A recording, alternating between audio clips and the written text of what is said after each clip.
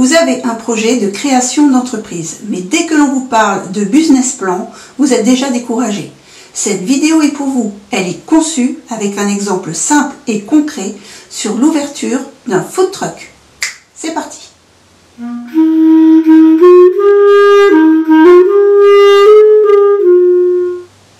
Mademoiselle Cindy a depuis longtemps l'envie de se lancer dans l'ouverture d'un food truck, c'est-à-dire un camion-restaurant, un véhicule équipé pour la préparation et la vente de boissons et d'aliments.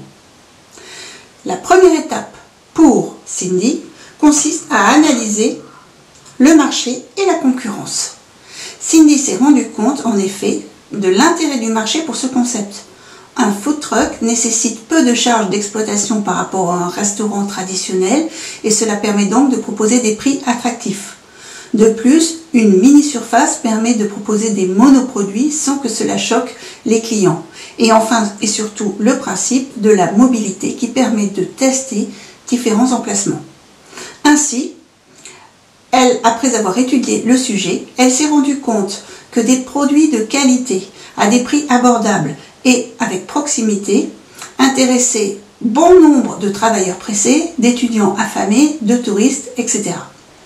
Venus des États-Unis et de la région parisienne, aujourd'hui les food trucks sont implantés dans toutes les grandes villes en France. On en compte 350 et ils s'en créent environ un par jour. Toutes les spécialités culinaires sont représentées. Passons à la deuxième étape pour Cindy. Tout simplement, Cindy est-elle faite pour ce métier? Est-elle douée, bien sûr, pour la cuisine, mais saura-t-elle s'organiser sur un espace réduit? Est-elle suffisamment conviviale pour accueillir toute une clientèle et réaliser une bonne ambiance? Est-elle solide physiquement, car cela nécessite de la logistique, et est-elle solide moralement sur ce métier répétitif? Cindy s'est renseignée, elle n'a pas besoin de diplôme particulier pour ouvrir un food truck. Simplement, elle devra respecter les normes sanitaires comme dans n'importe quel autre restaurant. Elle devra faire l'effort de se former en la matière. La troisième étape consiste désormais à peaufiner son concept pour se démarquer. Elle va donc tout simplement lister les menus qu'elle va proposer. Peut-être choisira-t-elle une valeur sûre comme le burger, mais si le marché est saturé dans sa région, il vaut mieux faire le choix d'un produit nouveau. Mais le nerf de la guerre dans les food trucks, c'est l'emplacement. Elle devra donc choisir un emplacement avec du passage, de la visibilité. Peut-être choisira-t-elle une zone d'activité pour le midi ou une zone habitée pour le soir et le week-end. Notez que les droits de place sont payants. La quatrième étape consiste en ce fameux marketing et les méthodes des 4 P. 4 P pour produit, prix, placement et publicité. Le produit, elle va opter, c'est sûr, pour un produit de qualité. Les prix, elle devra justifier de sa tarification. Pour le placement, elle choisira un endroit peut-être où il y aura des tables et des chaises. Elle choisira ses horaires. Et enfin, pour la publicité, il s'agira de customiser son véhicule, de proposer un planning de ses tournées sur Internet. Enfin, la dernière étape qui est le projet financier. Tout d'abord, parlons investissement. 2 tiers des véhicules sont des véhicules d'occasion.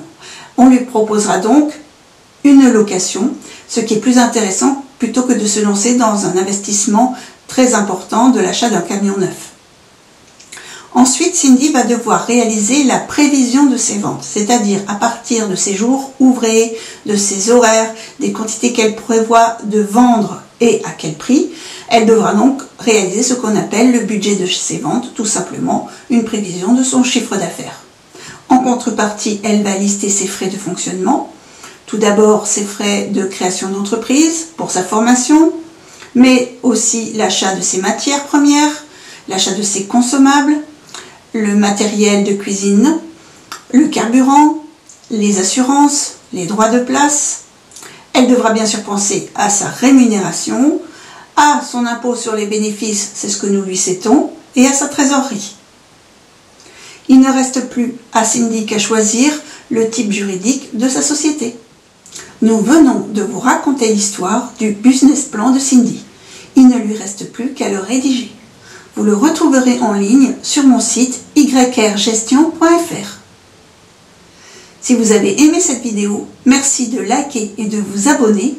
Vos commentaires sont les bienvenus et bonne fortune si vous avez trouvé le chat.